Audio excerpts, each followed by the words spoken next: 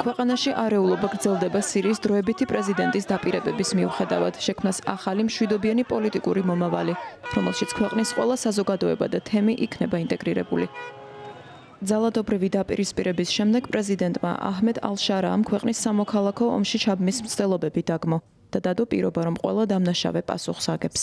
სიტყვით გამოსვლისას მან ორი სპეციალური კომიტეტის შექმნაც დაანონსა, რომლებიც დასავლეთ სანაპიროს თემებში მშვიდობიანი მოსახლეობის წინააღმდეგ ძალადობის გამოძიებასა და სამოქალაქო მშვიდობის შენარჩუნებაზე იმუშავებენ.